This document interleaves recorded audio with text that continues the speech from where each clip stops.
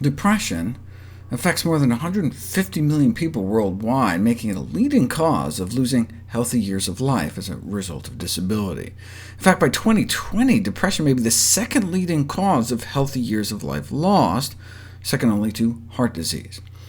Why is depression so common? Well, it is said nothing in biology makes sense except in the light of evolution. But why would we evolve to get depressed?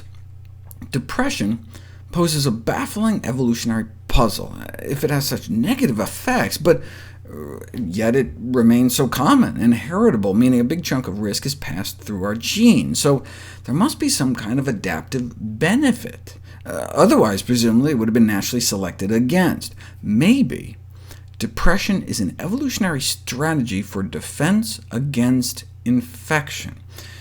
Infection has been the leading cause of mortality throughout human history. The average life expectancy was 25, and it was not uncommon for half our kids to die. With such stark capabilities, infection has been a critical and potent driving force in natural selection. When we become infected, there's a surge of inflammation as our body mounts a counterattack. And then what happens? We feel lousy. We feel sick, we get weak, tired, slow, and sleepy. We don't want to see anyone, we don't want to do anything. All we want to do is sleep. It's like we're depressed. And that's great for fighting infection. Not only does it help us conserve energy so we can put up a good fight, but reduces social contact. We're not running around infecting everyone.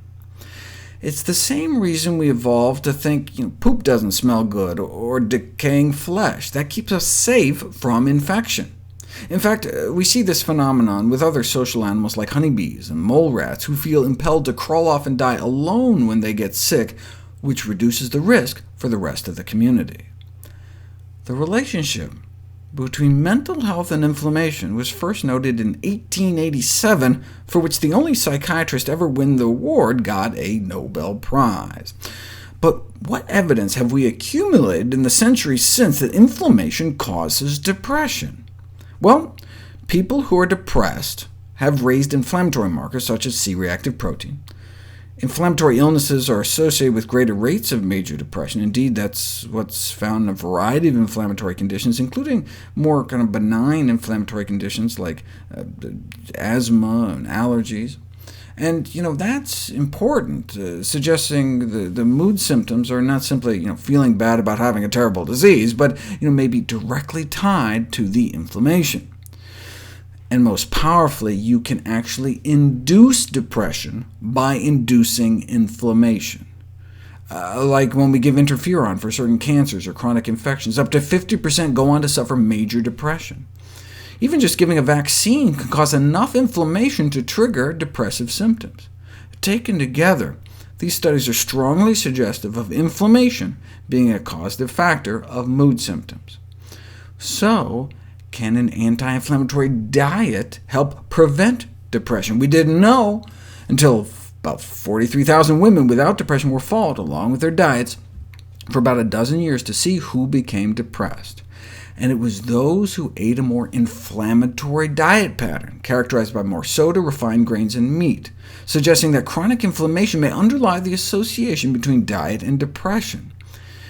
Normally, we think of omega-3s as anti-inflammatory, but they found fish to be pro-inflammatory, associated with increased C-reactive protein levels, consistent with recent findings that omega-3s don't seem to help with either depression or inflammation. The most anti-inflammatory diet is plant-based, which can cut C-reactive protein levels by 30% within 2 weeks, perhaps because of the anti-inflammatory properties of antioxidants. I've talked about this before, but never really explained why antioxidants are anti-inflammatory. See, oxidative damage caused by free radicals may cause an autoimmune response in the body by changing the chemical structure of otherwise ubiquitous molecules to generate new structures that the body attacks as foreign.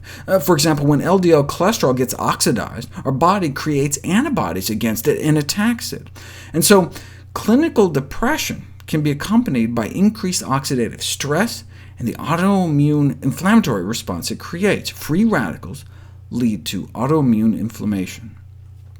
Where else does inflammation come from in our diet? Endotoxins. Right? It's worth reviewing how the endotoxins in animal products can cause a burst of inflammation within hours of consumption. What does it do to our mood? If you inject endotoxin into people, within a few hours, inflammation shoots up, and so does feelings of depression, as well as feelings of social disconnection between people. Although previous research has demonstrated that inflammatory activity contributes to depressive symptoms, no work in humans has examined the effect of experimentally induced inflammation on anhedonia, the lack of reaction to pleasurable stimuli. This is an important symptom of depression. No work has been done, that is, until now. Within hours of endotoxin hitting their bloodstream, these experimental subjects not only started to feel depressed, but they had significant reductions in activity in the reward center of their brain. They were less excited about winning money playing video games, for example, in this study. But by eliminating animal products and eating antioxidant-rich diets, we may be able to prevent or treat depression.